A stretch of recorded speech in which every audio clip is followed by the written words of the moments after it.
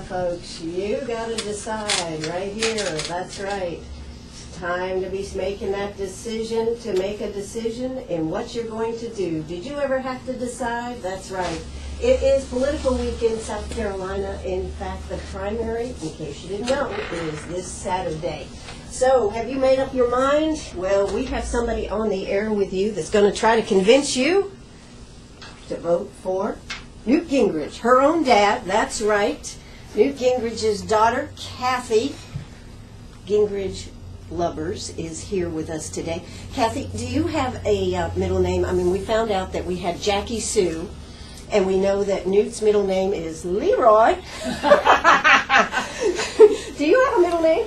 That was an awesome rendition of Leroy. I'm taking that back with me. And my full name is Linda Kathleen. I was named for both of my grandmothers. Oh, wow. Okay. Well, very good. Well, it certainly is nice to have you in studio with you right here at Sharp Facets. You made the trip down here. We had it at a last minute, but I tell you what, it's great to have you here. How's the trail doing?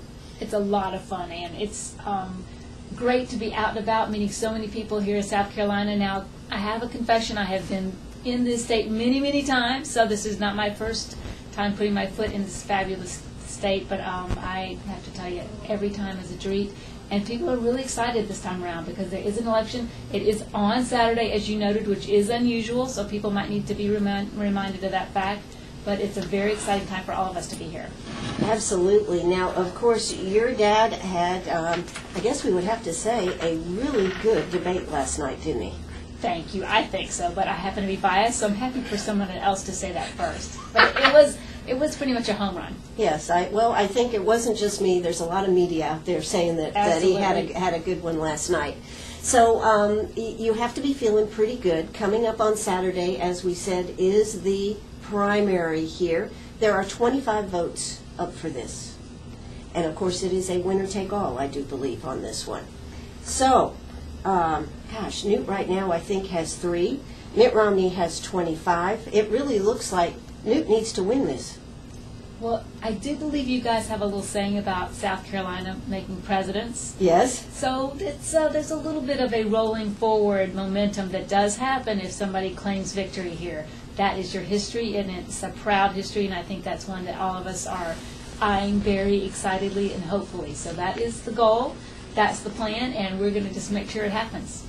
Now, I just want to ask you a question. You know, there was a lot of controversy, I'll say, last night in the debate about working, the janitor comment and everything. And, you know, I don't know about you, but my first job was I worked in a library. I was in the 6th grade. I worked in a library. I came from a very small town, and I had the key, and I went in, and I sat down there for 4 hours on a Saturday afternoon, and that was my job. But you know what? I was so proud to have that job. It meant a lot. How about you? Did you work growing up? Wow, you sound like a very smart version of a latchkey kid. That is a smart kid to have a library job at probably the age of 12. I'm impressed. I did. My sister and I have very similar recollections because my first job was also the custodian at our church, and since I'm the elder, I probably a custodian. Yes, I probably had that job first and handed it off, as we say. So indeed, custodian, and much time spent as a babysitter, which is a classic. Sure, absolutely. Now, did you have a problem being a custodian? I mean, you know, oh heavens, no. I was going to say, most of us throughout our lives have the opportunity to do those kinds of jobs, and you just have to be happy that you have them. And, you know, we're our own best statement about our values and what's important to us, and literally showing up and doing the job, whatever the job is, with pride is what's important. I think so. You know, what do they say about fast foods? If you can lean, you can clean. Yeah, there you go. That's a good one that comes out of there. So I was a little surprised at the antagonism that was there when it was something that, whatever the job, and actually I was kind of impressed with Newt's idea. I don't remember whether if you had 5 janitors, get rid of and let the kids do the job. That seems like a good idea. I think more and more Americans, if they were paying attention and actually thought about it, would probably agree that Newt's idea is not that odd. It's actually positive. I think the number is actually 1 janitor could yield about 300 jobs. Now, granted, these are Part-time. And they're, younger people, so they don't have a lot of the other hourly needs, and they're not in a union and all those other things. But literally the habit and the training of showing up on time, doing your work with pride, understanding there's a boss, understanding ramifications of doing everything on whatever checklist you have for your job is all important. And that's how people learn good habits, is to practice good habits and have good mentors. Sometimes have bad mentors, because we all learn as much, if not more, from those unpleasant experiences. But then, as Newt went on to say, to have better jobs and then one day to own the job. I mean, the goal here in America is to live out our dreams. Now, not everyone has the dream as far as the economic path of owning a business, but clearly here we do believe that you should have the opportunity if that's what you desire and you want to work towards. Yeah, I don't know about this owning your own business here. I'm working a lot of hours. I've got 2 businesses here, and quite frankly, Kathy, our business, the jewelry business, has been hurt pretty bad because of the economy. I mean, it's really a testament to how hard you can work, the fact that we are still here. Amen. And I would say that many people such as yourself who own their own business or businesses, the difference is you actually have the gumption, as we would say, or the determination to work more than 40 hours. They happen to be more than 40 hours of your choosing than perhaps in a more traditional job. So there is a lot to the nose to the grindstone theory. You get up and you do it, and then you do it again and again and again. So I really appreciate the fact that many businesses are in pain. And that's one of the reasons I think that my father is going to be the best candidate to be voted for this Saturday, because he actually has governed. He actually has helped create jobs. He actually has helped expand the economy in the past, and that's what America needs right now. One of the issues, though, out there is he's an insider. Should we have an outsider? What do you have to say about that? I think insider is maybe a relative term in regards to, yes, he's been in the D.C. area. He's been outside of politics for over a dozen years, and he learned from that time period as well. Being a small business owner, having, many mouths and heads that he's responsible for, and different types of businesses, and understanding payroll and accounts receivable. And you have a lot of that experience, don't you? Oh, yes, dear. That's part of life, getting to do some of that. But at the same time, knowing how to work and to govern it means that you actually and he's the only one, including President Barack Obama, who has governed, because you can tell that we're not getting governance right now. We're getting mayhem. But when Newt was Speaker, he was the only one who cut spending, cut taxes, balanced the budget 4 years in a row, and tackled welfare reform with Congress. I mean, you can't do any of that by yourself and with a Democratic president. So he actually knows how to work within the system to get things accomplished. And while it's fabulous to have just our presidential, candidate be at the top of the helm, if they can't govern, if they can't do anything to help move the needle on our policies, on job and job creation, on strengthening Americans' national security, on opening up our energy policies, that's not any better than we are today. So we need somebody like Newt can do this. Newt can do this. Is that a presidential campaign slogan? Newt can do this? We've done it before. We can do it again. There are a couple of those. There's a couple, okay. But, Kathy, I think one of the things that our listeners would like to know is, why do you personally think, I mean, your dad is well off. He doesn't need this job. Mm-hmm. He could be enjoying life and his grandchildren and doing these type of things in life. Why does he want to be out there? From your perspective, what do you see? I mean, he's what, 68, 69? He's 68.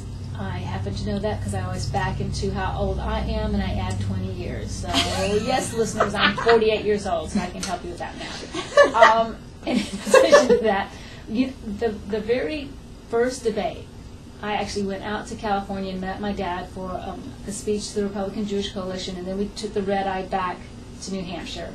And the very first interview I had, at that point, the gentleman asked me a very similar question. And I told him, I said, honestly, it's quite disturbing to me personally, because my dad does have a fabulous life. He has a lovely wife. He has had a very good business. He has 2 fabulous grandchildren. He was really hitting his stride as far as enjoying life. And for him to stop and put himself through what he's going through in regards to running for president means he doesn't see anyone else with the leadership abilities and the capacity to be tough enough to beat Barack Obama than himself. So it concerns me because he really sees and believes that this is the only path to making sure America remains free. It's very sobering, actually. It is very sobering, and it has to be tough at a time of his life where he could just be enjoying life. We just had a question come in, actually a comment. Beth Langley, she says, do you have a Facebook page? Her 7th graders would like to contact you. Oh my heavens. I do have a Facebook page, but Miss Beth, I have to be honest, I don't check it really, really frequently, but I'll be glad to try to check it for you. But more than likely, it'd be best to go to Miss Ann's Facebook page. Well, you could certainly do that. Go to WLMA, WCRS Radio, and we'll make sure you get that comment. How about that? That would be better for all parties involved, so I think that's a great solution to that question. All right. Well, Beth, just have them go to WLMA, WCRS Radio, and we'll make sure that Kathy gets that comment, and maybe after that y'all can get together. And, it's just a really, really busy time. I bet you don't have much time to be able to even look at your Facebook page, do you? That is part of the problem, so I didn't want to mislead anyone in that regard. So thank you. Yes, it's a little hectic, but it's fun hectic, so I'm not complaining. So wow. Well, we got another question coming in here. Amy North. Okay, this goes to a little bit about your background with your dad here. Newt is always pictured as being a mean person, but he seems to smile a lot. What kind of dad was he? Fun or stern? I've got to interject a little something in there. I want to interject. When Jackie was here, she said her two children have told Newt that 2 things. One, he needs to smile. One of the granddaughter, I think, had told him that, and I cannot remember what the other question was. Her son says short and concise. Yes. But tell us, he seems to smile a lot, and is that because he's got doesn't he do a smiley face on the pad? Yes? He does, and if those of you who want to watch closely on Thursday night, Thursday night, the next debate, you'll probably see my dad's hand make a smiley face. Those are his coaching notes. He does the smiley face, and then he does write short, concise underneath that to keep his mind focused. But Amy, that's a great question. It is a misperception. Honest to goodness, it is. My dad is a very fun guy. He's also a funny guy, which a lot of people don't know, that he just has a great sense of humor. And he was, he still is a jovial kind of person. We grew up playing all kinds of games. We grew up doing long hikes. We grew up going to the zoo. He is an animal lover. And I think one of the more interesting interviews he's had recently was with Piers Morgan, because they were surrounded by animals in sort of a nature center. And I could tell my dad was actually relaxed. He just loved the atmosphere of being surrounded by animals. So we grew up doing all kinds of fun things, to aquariums, zoos, planetariums, all kinds of things. Okefenokee Swamp? Absolutely. Absolutely. So he is a fun person to be around. Well, so there you go, Amy. I hope that answers your question. If you have more questions out there, don't hesitate to give us a call, 229-7984. That's 229-7984. Telephone man Jeff is on the phone. He wants your questions. But, one of the questions that keeps coming up, and I think is kind of, shall we say, maybe dogging Newt, is what happened in Washington, the $300,000. I've heard that it was a fine. I've heard that it was cost. What can you set us straight on that? Sure. And, some of these questions, it's good to have them asked, because we do have an opportunity to clarify. That was actually regarding ethics violations, all of which were eventually proved not correct. And he paid, it wasn't a fine, it was actually paying back the expense to the house, so to cover for the, literally the expenses that transpired during that investigation. So he wasn't fined, he wasn't found guilty, and unfortunately it's one of those urban myths that's out there. But the good news is we have a good story to tell about it, so that's okay when we get asked the question. Absolutely. Now, what about there's been a lot of question about whether one should reach across the aisle. When I was in Myrtle Beach this weekend, there was a lot of conversation.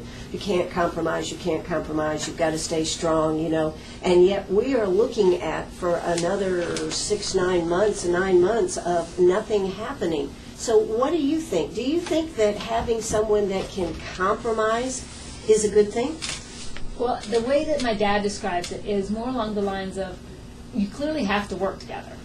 So, Or we can just do nothing. which is clearly what we're experiencing, Exactly. which is very painful, and Exactly. it's not healthy for the American public, and it's also not really the way that our, forefathers designed the system. They wanted people to wrestle, to grapple, to discuss, and to figure out, okay, this on the far left is what I have to have, and this is what I cannot do. What is it that you have to have and what you cannot do? And let's circle around and figure out what is the common ground, what is the commonality, what can we do together that will actually be positive and can move us forward. And maybe take smaller bites. I think sometimes some of the problems we have is we're trying to accomplish too much and then we can't find any commonality, whereas if we could identify smaller things where there's agreement and move the ball down the field, then we'd all be better off. And actually finding examples where you look at something that maybe the Democrats have proposed that you really does fit your value system and support it so you can get something accomplished positively. So I don't know if it's necessarily compromise as it is working toward a common agreement on what's best for the American people. We seem to forget about the American people, don't we? It's an important component, and the best part is they actually will make the decision in this. So In the end, yes, in the they end, will. they will make the decision. Well, I heard one Congressman Mick Mulvaney from South Carolina here was speaking, and he said that he had some good news, and the good news was that we had done away with the earmarks. They have just agreed not to do earmarks, but they haven't really done away with the earmarks. He said his concern is, will we go back to making it happen because of earmarks? Because they're off the table, but they're not. The law has not been changed. Would Newt use earmarks? I don't think that is his proclivity, but you do bring up a good point. Simply having it taken off the table does not make it so. But one can always hope for a good leadership and the fact that once something starts in a positive direction, it remains in a positive direction. Sure. Well, we had another question come in here. Are you having a good time here today? Absolutely. Great. Let's see. This is a reporter. Okay. Bill Metman. Listening to the talking heads, you would think that a deal is in to have Newt as vice president. Is this a valid rumor? Bill, Kathy here. I haven't heard a peep about that myself. First I've heard, so I don't really know about the validity, but rumors are rumors. That's probably what's a rumor. So I wouldn't put too much stock in that one right now. Well, that sounds good. Well, thanks for listening, though. He's probably listening on the stream. That's right. Go to WLMA.net and click on WCRS, and you'll be able to hear what we're talking about here today. What does it say? The Carlisle leader in Carlisle, Pennsylvania. Oh, cool. I've been to Carlisle, Pennsylvania. Okay. So nice to have you, Bill. All right. Well, we are having a good time. We're talking about a lot of things. Now, question. This is a very stressful time. I mean, it's stressful doing all this for Newt. It's stressful for you. I mean, and you have a disease that you deal with. Miss Ann, I do. I have rheumatoid arthritis, and I have had the joy of working with the National Arthritis Foundation for the past 8 years, and I'm on their board.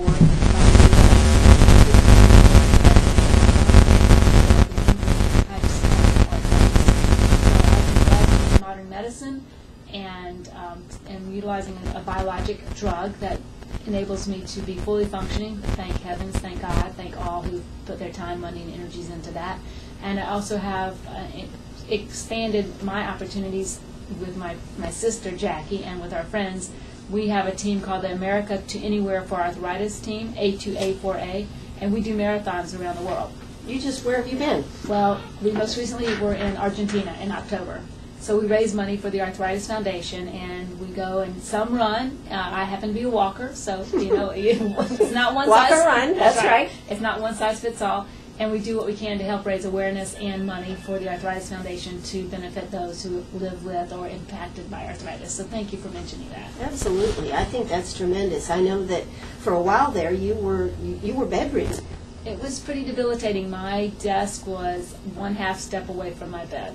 Right. So much better. Thank you. Much better. Well, that's great. Now, one of my questions is that when we talk about health care, what is What is your opinion about health care? How should health care be funded, Kathy? Well, healthcare is interesting in that it is the most personal topic we have to discuss. Everyone is engaged or should be engaged with their personal health and therefore with healthcare. So my belief is that you need to take responsibility for your health as an individual, that you need to hopefully work towards an extremely important rapport with your personal physician. But the payment component, I think that we need to work more toward a patient-centered dynamic. Anytime you have... Oh my God, that would be different. Would that make life a little better? That would be totally different. Both financially and the way in which the medicine is approached and who's really in charge. But right now, when you go see your doctor, most of us have very little idea as to what it costs. Definitely don't know what all the tests cost. Have no understanding of the ramifications or the need of some of the tests. So I think that there should be some drastic measures in regards to how the dynamics of the payments are made. But I think that the insurance component is clearly something that none of us want to do away with. However, Obamacare is 14 steps and a million jumps further than any of us need, something we cannot afford. It actually doesn't necessarily help anyone other than the fact that perhaps portability, which is a good concept, but much of what is actually out there is also not even funded, and I don't know that people understand that. So Obamacare is clearly one of the things that Newt would take off the table immediately. Like when?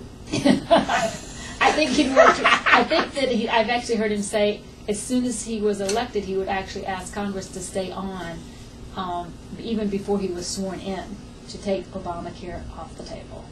Okay, well that is what we're talking about here today. Now, Paul Reiser, who is a good listener of ours, he is actually in Green Bay, Wisconsin. Oh, Paul. He says sometimes gridlock is positive. Do you ever foresee the old line Democrats coming back, the social liberal, the fiscal conservatives? They would work with Republicans. That was back in the day, right? Well, Paul, my heart is with you. My husband and I and my father, we all happen to own a stock of Green Bay Packers. So we're very much with you in heart and spirit. And I have to say, do you have a cheese head? I do have a cheese head. I knew it. Absolutely. I've been married to a Packer for 23 years, so yes, indeed. But back to your question, I didn't mean to sidetrack there. There are times when gridlock is helpful. I mean, because it does slow down our system. It does force us to have those conversations, and it forces us to think rather than to just rush forward and do things without thoughtful consideration. So I wouldn't say on all things, but there are definitely times when it's helpful. Absolutely. And we had another question come in on, this is Bailey Harmon. She says, healthcare is just too personal to leave it to the government. They make it even more impersonal with Obamacare. That's just a comment, I think, coming in. I think Ms. Harmon is right on target. I'm with her. Absolutely. Well, gee, we are having such a good time. We've talked about a lot of the issues here. But, you know, I think I was looking at Newt's background because Gingrich is such a different name.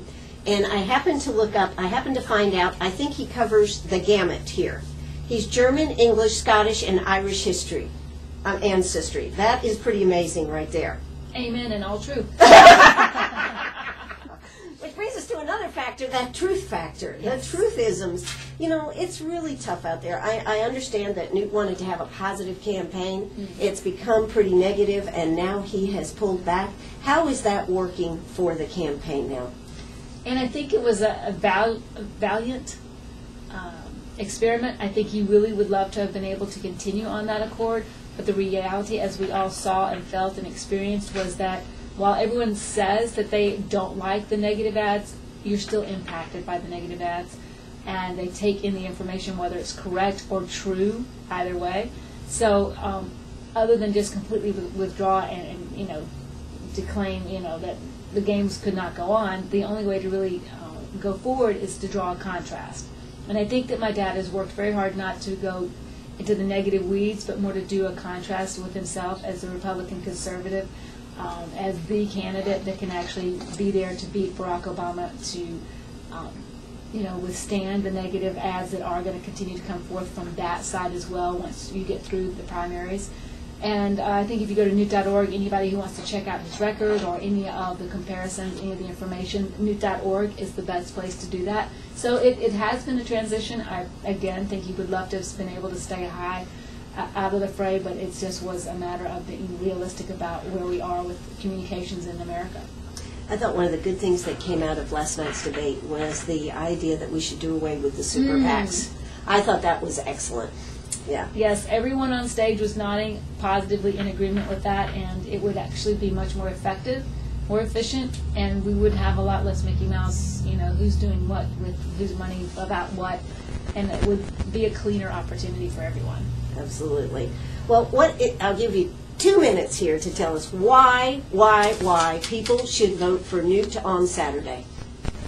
You should vote for Newt on Saturday because he is the man for the job, and he's the man to become president because he is the Republican conservative in the race.